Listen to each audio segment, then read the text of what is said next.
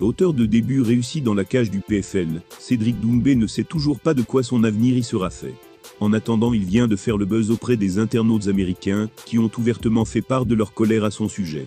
Après une seule victoire bien qu'impressionnante sur la scène internationale du MMA, peut-il déjà prétendre à affronter une star de la discipline?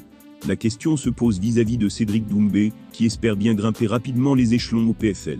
Simplement vainqueur de Jordan Zebo jusqu'ici, il ne connaît pas encore l'identité de son futur adversaire. Mais il peut au moins se féliciter d'avoir marqué les esprits. Pour ses débuts au sein de la prestigieuse fédération américaine, Doumbé a frappé fort. Il a asséné un KO, après seulement 9 secondes de combat. Les images de sa victoire qui avait notamment subjugué Francis Ngannou et Kylian Mbappé. Il reste d'ailleurs gravé dans la mémoire des fans, et pas seulement en France. En témoigne le récent tweet d'un influent compte de MMA.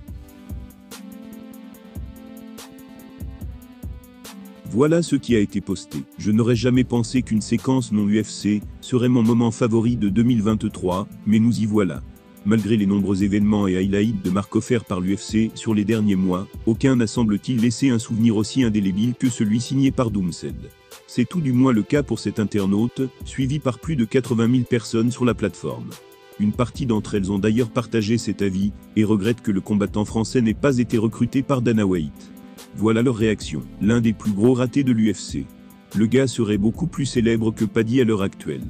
Ne pas avoir signé Doumbé, quand ils en avaient l'opportunité, était une grosse erreur.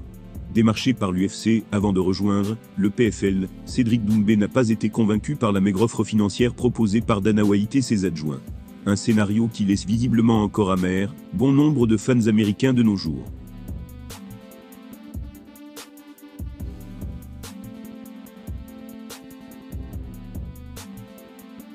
Ce n'est pas l'amour fou entre Cyril Gane et Tom Aspinall, depuis quelques mois. Le premier a snobé le second, quant à un éventuel combat. Et ce dernier entend renvoyer l'ascenseur aux Français, depuis qu'il est devenu champion intérimaire. Il a d'ailleurs réagi aux récents propos de Dana, avec un discours on ne peut plus clair. On aurait pu penser que la hiérarchie serait à nouveau claire chez les poids lourds, après que John Jones en soit devenu le champion en mars dernier. Sauf que sa blessure avant l'UFC 295 a tout changé.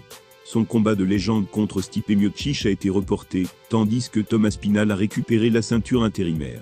Et ce dernier n'a plus qu'une envie, affronter Bourne afin de montrer que c'est lui le patron de la division. Petit problème, Dana White n'est pas sur la même longueur d'onde que le Britannique. Lui souhaite au contraire organiser d'abord le choc de Jones versus Miocic, avant de donner sa chance au numéro intérimaire. Ce dernier pourrait donc affronter Cyril Gane, un prétendant logique. Sauf que voilà, Aspinall n'en a clairement aucune envie. Il se concentre sur l'américain, comme il a expliqué sur le podcast True Jordi. Voilà ses mots, j'adore le MMA, l'UFC en particulier. Ce que cela représente pour moi, c'est ce qui se fait de mieux en termes de sport de combat. Et je suis un grand fan de boxe, j'adore le sport de la boxe. Mais je déteste le modèle de la boxe anglaise. Il ne devrait pas y avoir 5 ou 6 champions du monde différents, dans une même catégorie de poids. Qui est le meilleur d'entre nous, c'est ça que je veux chercher à savoir.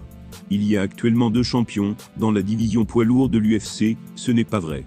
Vous pouvez l'édulcorer comme vous le souhaitez, c'est combat de legacy ou peu importe. Mon prochain combat doit être pour le titre incontesté. Pourquoi ferait-il autrement? Allons déterminer qui est le meilleur de tous, c'est aussi simple que cela. Toute cette merde de combat pour l'héritage, je ne comprends pas comment cela peut arriver.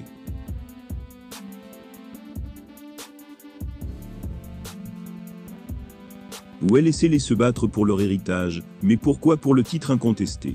Pourquoi nous faire attendre? Je comprends que cette jeune Jones, il n'y a personne sur cette terre qui soit un plus grand fan de lui que moi. Mais ce n'est pas de la boxe, ce ne sont pas des gars qui s'évitent. Ce n'est pas le numéro 1 qui combat le numéro 10. Découvrons qui est le meilleur d'entre nous, parce que je crois que c'est moi.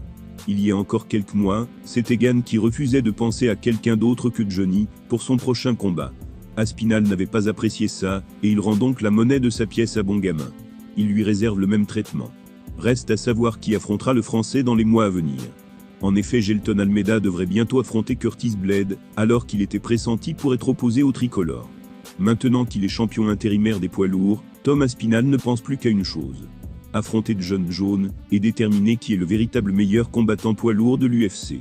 Mais Dana White n'y est pas encore disposé, et les fans de Cyril Gane pourront reprocher aux Britanniques d'être un hypocrite.